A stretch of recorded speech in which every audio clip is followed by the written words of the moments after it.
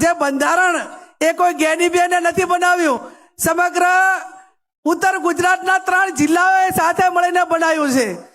ગાંધીનગર ખાતે ગુજરાત ક્ષત્રિય ઠાકોર સેના દ્વારા રાત્રે 3 વાગે એક મહાસંમેલનનું આયોજન કરાયું હતું।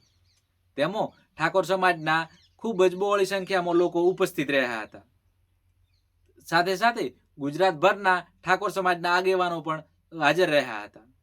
આ સંમેલન રાજકીય નહીં પરંતુ સામાજિક હોવાથી ભાજપ અને કોંગ્રેસના ઠાકોર સમાજના લગભગ તમામ નેતાઓ એક મંચ ઉપર જોવા મળ્યા હતા।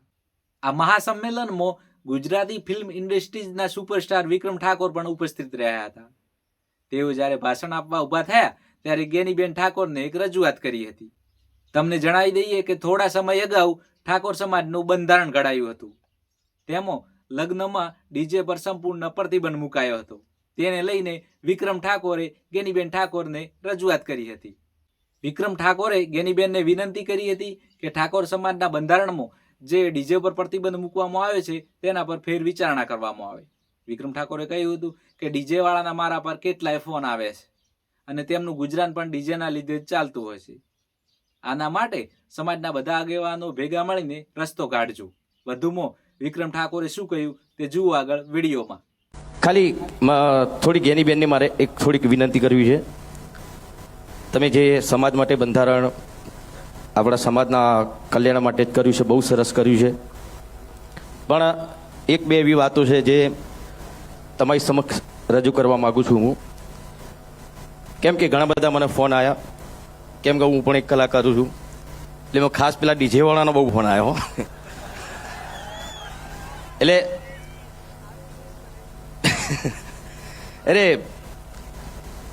બીજું કશું નહીં, એ લોકોનું પણ શું એમના ઉપર ઘર ચાલતું હોય છે। ઘણા બધા કલાકારો ડીજીમાં જ કામ કરતા હોય છે, તો એના માટે તમે થોડુંક વિચારજો શું કરી શકો। તમે બધા આગેવાનો છો, બધા ભેગા થઈને તમે નક્કી કરજો। એટલે અમારા કલાકારોની વાત છે, બરાબર, એટલે એમાં શું થઈ શકે છે તમે બધા આગેવાનો છો, તમને વધારે ખબર પડશે।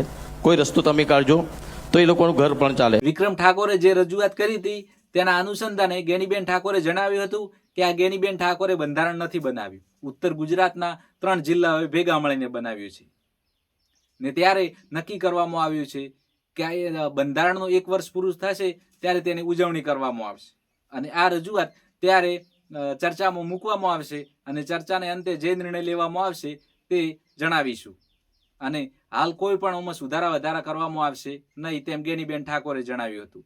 વધુમાં જ્ઞાનીબેન ઠાકોરે શું કહ્યું તે જુઓ આગળ વિડીયોમાં।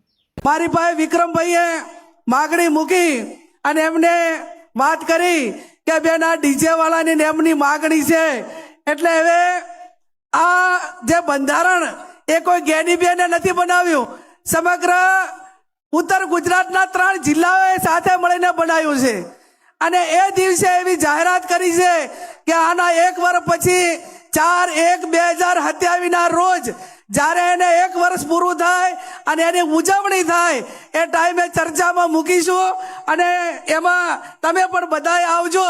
ચર્ચાના અંતે જે કાંઈ નિર્ણય લેવાનો થતો હશે એ આવતા વર્ષે થશે, પણ હાલ તો મેં કીધું એમ કે આ બજેટ પસાર થઈ ગયું છે એટલે હાલ એને કોઈ વિચારણામાં વ્યક્તિગત રીતે લઈ શકાય એવું નથી।